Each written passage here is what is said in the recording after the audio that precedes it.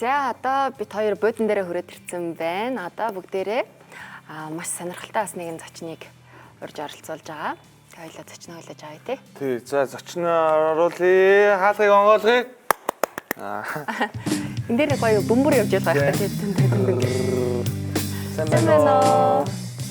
За мандухан. Тримэнд. Сайн байна уу мандухан. За өнөөдрийн гайхалтай зочин маань маш сонирхолтой сэдвийн талаар ярилцахаар бидэн дээр ирсэн байгаа. Тэгээд өөрийгөө үзэгчдэд танилцуулбал. За намайг Мандухан гэдэг сэтгэл судлаач мэргэжилтэй. Тэгээд Optimal and Max гэдэг компанид гүйцэтгэх захирлаар ажилладаг. Яг манай компанийн хувьд бол та хэд мэдэж магадгүй мэдгүй ч гэж магадгүй positive data, habit гар утасны аппликейшн, зээлийн аппликейшн гэдэг төслүүдийг хэрэгжүүлдэг. Positive дадал гэдэг нэг Instagram дээр байдаг. Тэр танах юм тий. Дагдаг шүү дээ. Тийм гоё юм баярлаа. Би өчигдөр бас бид нарт яг нэг оролцож байгаа зочныхаа мэдээллийг ирдэг байхгүй. Тэгээ үзчихээд би шин ундахтаа утсаараа нилээн үзээд тэгээд яг танаа оруулсан рилнүүдийг бас үзсэн байхгүй. Тэгээ Habido гэдэг аппликейшнийг хараад энэ болохоор нэг одоо олон улсад ч бай гадаадын орнуудад хүмүүс нэг habit tracker гэдэг шүү дээ. Яг тэрнтэй ерөн төстэй үйл ажиллагаатай гэсэн үг. Тийм, бид хэд баг 2022 оноос хойш Habido-г нэвтрүүлсэн. Тэгээд яг үндсэн зорилго маань одоо эрэг дадлыг те нийгэмдээ түгээ эрэг дадал зуршлыг илүү одоо олон хүн өөртөө бий болгосон. Тэгээд энэ нь цаашлаад бидний амьдралын чанар сэтгэл зүйн эрүүл мэнд гэдэг аюул олон юмд хэрэгтэй. Тийм тэр утгаараа Habido гар утасны аппликейшнг бол хөгжүүлээд явж байгаа. Тэгээ одоо удахгүй дараагийн вершн нь одоо илүү нөө хиймэл оюун ухаантай хамтарсан байдлаар яг нөө customized буюу ингээ хувь хүнд тохируулсан одоо хөтөлбөрүүд те дадал одоо бүтээх аргачлалуудыг санал болгох байдлаар сайжруулсан хувилбар маань тун утахгүй нэлттэй хийх гэж байгаа. Зүг. Би ярь өчигдөр харчаад гэтээ яг нөө батгшаан орж үзээгүй ч гэсэн яг татаж авах гээд орсон чинь нэлээд одоо үнэлгээ нь өндөр байсан байхгүй. Тэгээд татаж авчаа за ер нь Монгол бас яг өөрсдөө те шууд ийм одоо хэл нь монгол хэл дээр гэдэг. Тийм тэгвэл яг монголчууд зориулсан бас яг ийм гоё хэрэгтэй аппликейшн байна гэж харсан. Гар утасны апп. Тэгээд ингээд оронгууд тэнцэн миний дадлыг эрэг дадлыг заах юм уу? Ингээд яг би шинэ хувилбараа ярьчих тий одоо удахгүй нэвтрэх байгаа учраас эхлээд ингээд хэдүүлээ бүртгүүлнэ мэдээж тэгээ оронгууд бэлэн байдлын одоо ерөнхийдөө ингээд тухайн хүн өөрийнхөө дадлыг өөрчлөхөдөө одоо илүү одоо эрэг дадалтай болоход ер нь өөрчлөгдөхөд хэр бэлэн байна вэ гэдгийг нэгдүгээр үнэлнэ. Хоёр дахь бас нэг үнэлгээ нь бидний биеийн сэтгэл зүйн эрүүл мэндийн нөхцөл байдал ямар байна вэ гэдгийг одоо олон улсад баталгаажсан аргачлалаар за Стэнфордын бас их сургуулийн одоо санал болгодог аргачлалуудаар ингээд үнэлчихэж байгаа юм. Тэгээд тэндээс за төвшин одоо 1 2 3 4 5 гэд тодорхойлчихж байгаа. Тэгээд одоо чинь Мандухагийн хувьд те ер нь ингээд одоо энэ аппыг Habido-г хэрэглээд хэр зэрэг өөрчлөгдөхөд бэлэн байгаа вэ гэдгийг шинжилгээ ухааны үндсэлтэйгээр надад буцаага хэлчихэж байгаа. Тэгэхээр за тухайлбал би магадгүй төвшин 2 дээр ч юм уу байна гэд ботход намайг төвшин 2-оос төвшин 1 буюу одоо илүү одоо юу гэдэг өөртөө анхааралтай тий ийм хүн болоход юу дутуу байна вэ гэдгийг хэлээ явчихна. За ингээд явах юм байгаа. За бас дэлгэрэнгүй яриад явах. Сонирхолтой юм надад. Тэгэхээр тэр хүний өөрийнх нь үнэлгээ гэхээр ийм тест маягаар бүглэхөө те хүн өөрөө. Гэхдээ тэрийг бид хэд нөгөө айл болох одоо хүнд ингэ сонирхолтой амархан уйдаачгүй байдлаар бас одоо gamification маягаар шийдэж өгсөн. За тэгээд миний төвшнгөөс хамаарад одоо надад өдрө болгон жишээлбэл би яг юу одоо хийвэл зүгээр вэ гэдгийг одоо daily одоо өдрө болгоны гэдэг өглөө ч юм уу те санал болгоно. За тэгээд дотор нь мэдээж аюу олон юм дадлын төрлүүд байгаа. Жишээлбэл одоо юу гэдгийг аюу энгийнээс за өдрө болгон биний 20 минут 20 секунд амьсгалын дасгал хийчмээр байна. За эсвэл би өдөр болгон алхдаг болчмоор байна. Эрүүл хоолтой болмоор байна гингүүд шууд та тийшээ ороод дадлынхаа төлөвөөг үүсгээд ингээд дагаа явчихад болно гэсэн үг. Тэгэхээр хийсэн одоо дадлаа чеклээд явчих болно гэсэн үг. Болно. Өдөр болгоны одоо ингээд бид нэг ийм юм байгаа. Альва нөгөө дадал зуршлыг бүтээхэд нөгөө хуучин одоо achievement гэх юм юу гэдгийг за би өмнө хийцэндээ гэдэг тэр мэдрэмжтэй би өнөөдөр одоо усаа ууцсан да за би өнөөдөр 20 минут алхацсан да гэдэг мэдрэмж нь миний ирээдүйн одоо тэр үйлдэлийг хийх магадлалыг улам бүр нэмэгдүүлчихдэг. Ингээд нэг тодорхой хэмжээний сэтгэл ханамж авдаг байна шүү дээ. Тэрийг нь заавал нөгөө хүнд мэдрүүлэхийн тулд апп яадаг вэ гэхээр заавал одоо хийсэн дадлаа ингээд төлөвлөөрэй, бүртгээрэй гэж байгаа. Тэгээд бүртгээд байх тусам бид нар дараагийн дадлууд маань илүү нөгөө автомат болно гэдэг шиг ингээд хэрэгжүүлэхэд хэлбэр болоо явцдаг гэсэн үг. Тэр утгаараа гар утасны апп дотор шингээж өгсөн байна. Энэ донд бас нэг юм Монгол хүний сайн сайхан байдлын судалгаа гэж юу вэ гэж байгаа байхгүй. Энэ амар мундаг гоё нэртэй юу юм бол яадаг судалгаа юм бол. Тэг яг за би энэ судалгааг ярихаас өмнө компанийнхаа хуучин хийжсэн судалгаануудыг зүгээр товчхонд орчих. Бид компани зорилго болохоор инновац шинжилгээ ухаанаар дамжуулаад сайн сайхан байдлыг ингээ нийгэмдээ нэмэгдүүлэх юмсан гэсэн юм одоо зорилготой залуулсан бүрдэл. Тэгээд ингээ жил болгон одоо нийгмийн хэмжээний судалгаануудыг хийдэг. Одоо тухайлбал 2022 онд өсвөр үеийнхний дунд одоо сэтгэл хөдлөл, зан үйлээ ямар эрсдлүүд байна те тэдгээр нь юунаас одоо бий болж гин гэдгийг судлаад олон нийтэд хүргэсэн. За 24-5 онд ажлын байрны сэтгэл зүйн сайн сайхан байдлыг бас судалсан. Тэгэхээр нөгөө ажлын байран дээр ер нь манай монголчууд хэрэг ажлаас хаширсан байгаа, хэрэг стресстэй байгаа. Тэдгээр нь юунаас болоод байгаа гэдгийг судалсан. Энэ жил нэлээд том сэдв бариад авцсан энэ монгол хүний сайн сайхан байдлыг олон талаас нь үнэлнэ гэдэг ийм зорилготой. Тэгээд яг үндсэн зорилго маань нэгдүгээрт яг энэ чиглэлийн судалгаа Монголд хийгдсэн байдал тун ховор. Одоо уг нь бол бид нар ингээд нөгөө хөгжил гэдэг зүйлийг тодорхойлохдоо тоон үзүүлэлт хийсээ илүүтэйгээр яг тэр одоо иргэдийн маань амьдралын чанар дотроо мэдэрч байгаа зүйл нь одоо ямар байна вэ гэдгийг нь хэмжижээвэл их зүгээр байгаа. Тэгээ харамсалтай нь тэр хэмжилтүүд нөгөө баг байдаггүй учраас одоо компани зүгээс нэгдүгээр өөртөө алсын хараа уялдуулаад хоёрдугаарт нийгмийн хариуцлагын хүрээнд тэгээ гуравдугаарт энэ судалгааны үр дүнд одоо нөгөө дээр байгаа хүмүүсээ гэдэг шиг те илүү одоо иргэдийн болон нийгмийн сайн сайхан байдлыг нэмэгдүүлэхэд анхаараач гэж уриалгах зорилготой нэг юм том ажил эхлүүлээд явж байгаа. Судалгаа нь одоо явагдаад эхэлсэн гэсэн арай болоог байгаа юу? Бид нэг 2 байна 3-7 хоногийн өмнө судалгаагаа одоо аваад эхэлсэн, нээлттэй хийсэн. Тэгээд судалгаанд одоо ганцхан юу гэдгийг төвийн бүсийг гихгүйгээр илүү 21 аймгаа бүгдийг хамруулахыг зорж байгаа. Тэгээд яг тэр утгаараа би жишээлбэл өнгөрсөн 7 хоногт Дорнод аймгийг зүүн бүсийн төлөөлөл болгоод сонгоод тэгээ очоод иргэдтэй одоо уулзаад бичлэн судалгаа аваад ирсэн. Судалгаа нь одоо яг ямар хуу үйл явц явд юм бол тэр нь аягүй сонирхолтой байгаа. Яг хэдүүлээ зүгээр нөгөө нэг шууд судалгаа руу бүр ингээд яачингууд би нөгөө тэрийг судалдаа. Хитрхи судалгаа яриад явчих магадгүй нөгөө сайн сайхан байдал гэж яг юу вэ гэдгээсээ л зүгээр энгийн ярилцаад эхлүүл. Тэгээ би явц дунд нь судалгааныхаа процессыг тайлбарлаж. Зүгээр та хоёрын хувьд ер нь сайн сайхан байдал гэж яг юу юм? Тэгээд дээр нь монголчуудын буюу одоо бидний л гэсэн үг шүү дээ тий сайн сайхан байдлыг за 1-10 оноогоор үнэлэх гэвэл хэдэн оноо өгөх вэ? Зүгээр минь зөв бүр хариулт бол байхгүй. Харин би эхлээд одоо бүх монголчуудыг гэсэн үг өөрсдөө эсвэл бүх монголчуудыг хэдүүлээ нийгмэл тодорхойлох гэдэг. Эхлээд сайн сайхан байдал гэж ер нь юу гэж бодож байна? Яг хүний сайн сайхан байдал. Эхлээд харин сайн сайхан байдал гэж юу юм? Тэрийг сонсч байгаа юм. Тэгвэл яг хариулах гэдэг байна. За би тодорхойлтын дараа хэлье. Дараа нь хэлье. Тэгэхээр ч одоо сайн сайхан байдал за юу юм? сайн сайхан байдлаа одоо сэтгэл тийм зовнилгүй л ах юм уу? Тий, ер нь одоо жижиг сажигчтай ер нь юм болгонд ингээд зовнил ихтэх тусмаа л бүх жижиг асуудал нөгөө томроод идэг болохоор тэр зүйл нь байхгүй бол ер нь санаа амар ах юм уу? Тэгж л бодож байна. Тийм би сая л бодож байна. Тэгээд л. За тэгвэл монголчуудын сайн сайхан байдал ямар байгаа гэж бодож байна? Зүйл байгаа. Тоогоор яг энэ дээр бол хэдүүлээ зүгээр таамаглал дэвшүүлж байгаа юм чинь өнөө худал одоо хариулт 1-10 гэсэн тий 5. Окей. Би бол 3-4 мөрөө юм болоо. Бүрөө яй.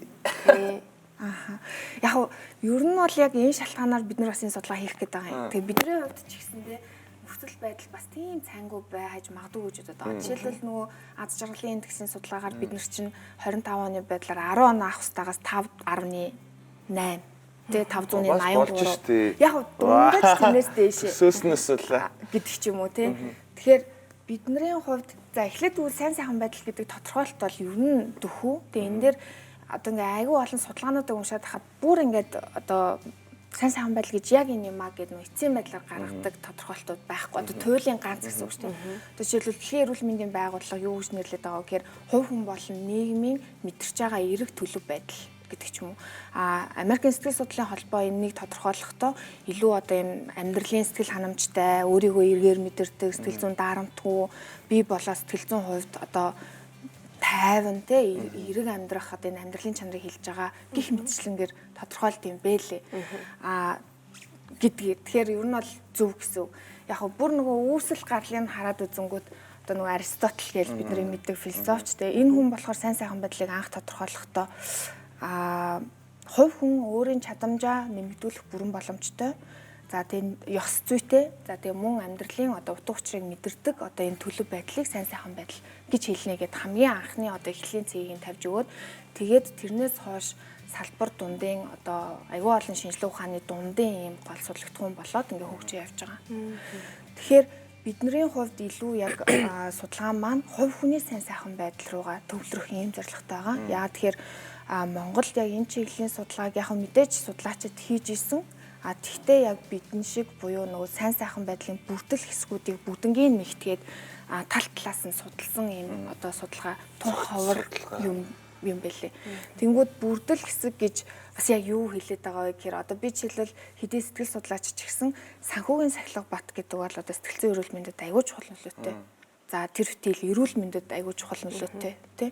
За одоо дээрэс нь нөгөө цахим сайн сайхан байдал гэдэнгүүд одоо Facebook, Instagram аккаунт нь гоё байх. Үгүй. Followers нь их байх. Яг нөгөө хэрэглээний хувьд айгүй тогтвортой одоо тогтвортой гэх юм уу юу гэх юм зохистой. Бүр хит ашигладаг уу? Тэгээд нөгөө өдөр тутамдаа бид чинь ингэ тодорхой хэмжээгээр сурж явах хэрэгтэй шүү дээ. Сураал, ажил амжуулж явах хэрэгтэй. Энэ болгонд маань туслах үүрэгтэй. Тэгтээ бид нэр одоо тэрэндээ ингээл хит автаал бүх зүйлийг тэрүүгээр төсөөлөл. Тэгээд хамгийн гол нь тэрнээсээ болоод одоо ингээд ялангуяа одоо Монгол нөгөө өсвөр насны охтуудын дунд Instagram-ийн одоо хэрэглээ өндөр байх тусмаа өөртөө итгэл унаад байгаа юм судалгаа бидний одоо хийсэн судалгаанаас гарч ирсэн. За энэ байдал гэдэг ч юм уу те. Ингээд 8 талаас нь судалж байгаа гэж хэлж болно. Тэгвэл нэлээд л те хэрэгтэй юм байна. Судлаад одоо ингээд бүх судалгаа нь ерөнхийдөө энэ жилдээ явагдаад дуусах уу? Яах вэ? Үгүй бид хэд яг энэ жил нөгөө анхныхаа одоо судалгааны эхлэлээ тавиад тэгээд тэрнээс хойш ирэх жилүүдэд улам сайжраад тэгээд жил болгон хийх юм зорилготой. Тэгээ гол санаа маань бол яг бид нар ингээд нөгөө улсын хөгжлийг дан ганц одоо дотоодын нийт бүтээгдэхүүний өсөлт ч гэдэг юм уу те одоо энэ хүн эдийн засгийн тоо үзүүлэлтээр хэмжээд ах нь аюу учир дутагдaltaй гэдгийг бас саяхан нөгөө Исланд улсыг зориод сайн сайхан байдлын эдийн засгийн форумоос сураад ирсэн. Тэгээд бид нар одоо илүү яг нөгөө хөгжил гэдэг зүйлийг ярихын тулд хүн болоод байгаль орчны сайн сайхан байдлыг хэмждэг байх хэрэгтэй байна. Тэгээ тэрийг аюу чухалчилдаг байх хэрэгтэй байна гэдгийг ойлгоод ирсэн. Тэгэхээр яг энийг бас нөгөө нэг тодорхой хэмжээнд одоо улсдаа ойлгуулах юмсан, хүмүүстэй ойлгуулах юмсан гэж зорж байгаа учраас ингээд тогтмол хийгээд явах юм бодолтой байгаа. Судалгаанд нь одоо жишээ нь бүх хүмүүс оролцох боломжтой юу? Яаж оролцох юм бол одоо хэрвээ сонирхч бол за бид нар ингээд оролцмоор байна гэд бүлэг найз нөхөд ч юм уу те хамт олон байвал яаж оролцох вэ? Яг судалгаа бол 18-аас дээш насны хүн болгонд нээлттэй. Тэгээд яг цэвэр сайн дурын үндсэн дээр бид нар ерөөсөө хувь хүнийг таних одоо мэдээллийг авахгүй хувь хүнийг одоо нөгөө нэг объектжуулахыг ер нь бол судалгааны ёс зүйнд маш хоригддаг учраас тэр бүх нөгөө ёс зүйн дүрмээ баримтлаад маш өндөр нууцталтайгаар одоо ингээд судалгааг авч байгаа. Тэгэхээр бид нөгөө өөрсдийнхөө одоо төслүүдийн болон компани хуудасууд дээрээ байршуулсан байгаа. Тэгээд дээрээс нь мэдээж цаасан болон цахим хэлбэрээр авч байгаа цаасаар авахтаа бас ингээд одоо өөрсдөө ч ихсэн яваад авна гэсэн.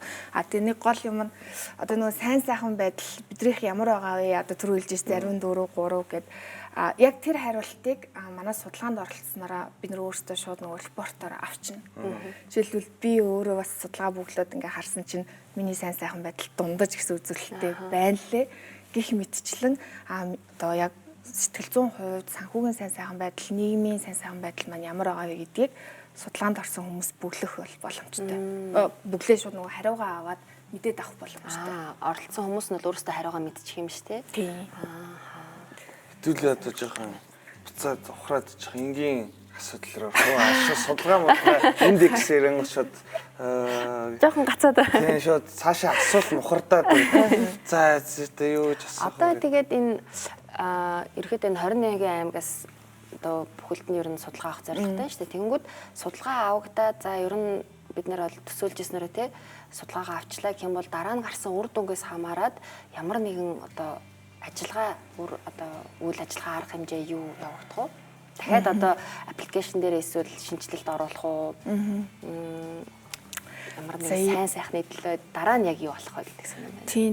Яг хөө судалгаагаа нөгөө бид хэд яагаад авч байгаа гэдэг зорилгоо за нэгдүгээр нөгөө хувь хүний мэдээлэл одоо сайн сайхан байдлыг цогцоор нь үнэлжээ. Тэгээд үндэсний хэмжээнд өгөгдөл суурьтай одоо өгөгдөл мэдээлэлтэй болъё. Тэгээд мэдээж нөгөө нийгмийн бүлэг хооронд нь харьцуултуудыг хийн.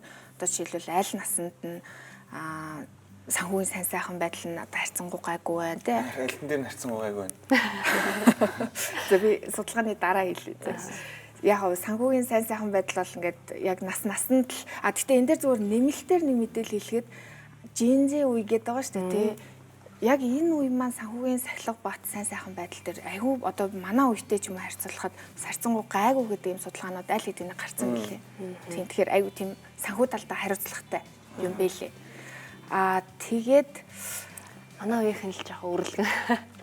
Жоохон нэг тийм асуудал байсан юм шиг байна. Тэгээд үр дүнгээ мэдээж харна. За тэгээд үр дүндээ тулгуурлаад бодлого боловсруулагч нартаа мэдээлэл хүргэхийг зорж байгаа. Яагаад тэгэхээр бид нар нөгөө өнгөрсөн 30 жил ингээл нэг хот гээл те хотыг хөгжүүлэх гээл за тэгэл зах зээлийн нийгэм рүү шилжин гэл нэлээд одоо дэд бүтээцтэй зам барилга руу анхаарсан юм шиг санагдаад байгаа юм. Одоо би ингээ хүнтэй ажилтдаг хүний яг харин хүн рүүгээ анхаарал хандуулсан байдал одоо тун цөөхөн одоо жишээлбэл медиа салбар бол аягүй сайн ингээ хүнийг мэдлэгжүүлэх те ингээ хүнд одоо өөдрөг байдлыг мэдрүүлэх юм үрийг гүцгээд амсагдаад байгаа. Тэгээ яг энийг илүү нөгөө улсынхаа одоо тэр хөгжлийн бодлоготой нэвтрүүлүүл яасан юм бэ гэдгийг уриална гэж бодож байгаа. Судалгааныхаа үр дүнд. За тэгээ мэдээж нөгөө компанийнхаа хэмжээнд бид нар одоо нийгмийн нөлөөллийн чиглэлээр ажиллаж байгаа компанийн хувьд юу хийж чадах вэ гэдэг асуултанд бас өөрсдөө хариу авахыг зорж байгаа. За би жоохон нуршаад иж магадгүй шүү. Зүгээр амар тийм ер нь бол аюу сайн ойлгох гэж хичээж шүү. Би бүр ингэж тэгээд нэлээд ойлгох гэж оролдож байна. Судалгаанд оролцож байгаа хүмүүсийн нас бол ер нь залуучууд их байна уу эсвэл жоохон алхмыг насныхан их байна уу? Яг л дундаж. Ер нь бол яг айгүй идэвхтэй залуучууд бас яг энэ нөгөө улсын хөгжилд анхаарал хандуулах зүйл дээр айгүй нээлттэй одоо дуу хоолойгоо өргөх юм сонирхолтой болчих гэж би харж байгаа. Их цаашаа суухгүй байна уу те? Идэвхтэй байна гэж харж байгаа. Тэгтээ яг судалгаагаа бид нар нэг 5000 орчим төвөр хүргэх зорилготой байгаа учраас одоохондоо бол зөвхөн 3.1 дээр нь явж байгаа. Тэнгүүд процесс дуусаад тэгээ тэр үед нөгөө оролцооны ялгааг бас харна. Тэгтээ яг бид нар бас нөгөө яг судалгааны түүрээ сонгохдоо нэлээд нарийн сонгож байгаа. Одоо яг энэ насны, энэ хүүсний, энэ наснаас тэдэн хүн гэдэг ч юм уу. Тэгжиж нөгөө үнэн бодтой одоо үр дүн гарнаа гэж найдаж байгаа болохоор. Энэ донд югдсан байхгүй нэ ажил амьдралын тэнцвэр гэсэн бидний ажил амьдралын тэнцвэр ямар вэ? За би яг энийг тэгвэл яана дахиад судалгаа арчилсан. Зөв одоо хүмүүс амар их сүлээд тэгж ярьж мэрдэг гэсэн нэг ажлаас хашрах хам шинжтэй тэрнэр тэрний талаар. За одоо асуусан юм чи хариулъя та. Би тэд юу яасан 25 оны 1 сард Монголд бас одоо нөгөө ажлын байрны сайн сайхан байдлын судалгааг гаргаад 2600 гаруй ажилтан дээр одоо үр дүнгээ гаргасан. Тэгсэн чинь ойролцоогоор 46% нь ажлаас хашрах хам шинжинд дунд ба түүнээс дээш хувьтай өртөж. За тэгээд дахиад нэг бас ойролцоо хувь нь ажлын байрны стресст нэлээд өртөж.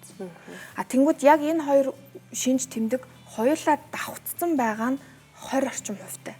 Буюу хэцүү гэсэн. Одоо ингээд аль аль нь давхцсан байна гэдэг чинь ажлын байрны сайн сайхан байдал алдагдсан байна гэсэн үг болчих жоох байхгүй. Тэгэхээр энэ өөрөө 5 хүн тутмын 2-т нь тохиолдож байна. Тэр нэлээд их биш те гэдэг нэг ийм үр дүн гарчиж байгаа юм.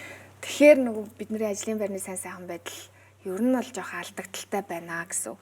Дээрээс нь энэ 2600 хүнээс сэтгэл готрал болон сэтгэлийн түгшүүр ямар байна гэд мөн адил асуусан. Ялгаахгүй л ажиллаа хийгээд л ингээл өдөр тутамдаа ажилласаа эерэг сүрэг янз янзын нөлөөллийг авч байгаа шүү дээ. Тэгээд судалсан чинь сэтгэл готрол бол мөн адил 43%-тай, төгшүүр бас ойролцооныг 50 орчим хувьтай. Тэгээд хоёулаа давхцсан мөн 23%-тай байна гэж гарсан. Одоо сэтгэл зүйн тайван байдал алдагдсан гэсэн. Тэгэхээр одоо нэгэн тал судалгаа суурьтай ярьж байгаагийнх одоо айлч байгууллага бай сэтгэл зүйн эрүүл мэнд болон ер нь аюулгүй байдлыг хамгаалах талаар анхаарах шаардлагатай болцсон байх шүү гэдэг л тохио юм уу да. Тэрний эсрэг одоо ямар арга хэмжээ авах вэ? Цалингийн нэмэх үү?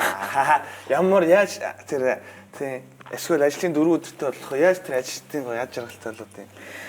За яг хөө би одоо нэг амар тэг ингээ зөвлөх нь хаашаа за мэдээж хэрэг одоо цалин гэж ярьж штэ энэ хөшүүрэг гэхдээ нөгөө сайн сайхан байдалтайгаа буцаад холбох юм бол сайн сайхан байдлыг ингээ 3 талаас нь хэмждэг юм байна л та. За нэгдүгээрт нь хүн өдөр тутамдаа одоо ямар мэдрэмжтэй байдаг вэ гэдгийг хэмждэг юм байна. Хоёрдугаарт нь илүү нөгөө том зургаараа хүн амьдралдаа одоо ямар хэр зэрэгсэл ханамжтай байна вэ гэдгийг хэмждэг юм байна. Тэгээ гурав дахь нэг аягүй чухал зүйл нь утга учиртай амьдрал гинэ. Хүн хэрвээ одоо амьдралынхаа утга учирыг ойлгодог, хийж байгаа юмнасаа үн цэнийг нь мэдэрдэг байх юм бол сайн сайхан байдал нэмэгдэх магадaltaй. Тэгээд онол талаасаа нэг юм хоёр дахь нь яг практиктээр судалгаа талаасаа одоо залуу үеч гэдэг юм уу илүү нөгөө ажилдаа дуртай, сэтгэл ханамжтай байхад цалин нэх нөлөөтэй гэж бол бас гардгүй юм байна. Олон улсын судалгаануудаар. Тэгэхээр мэдээж байж болно. Тэр бол айгүй нюанстай байх хэрэгтэй байна. Гол бидний санал болгож байгаа юм юу вэ гэхээр нэгдүгээрт нөгөө Монголд хаб гэж бид нар амар сайн мэддэн шүү дээ. Одоо хөдөлмөрийн аюулгүй байдал алдагдуулахгүй ингээд нэг ажил дээр гэмтчихгүй л болоо гэдэг. Яг тэр одоо ойлголтыг сэтгэл зүйн эрүүл мэнд аюулгүй байдал гэдэг ойлголтыг ажлын байран дээр бас нэвтрүүлмээр байгаа юм.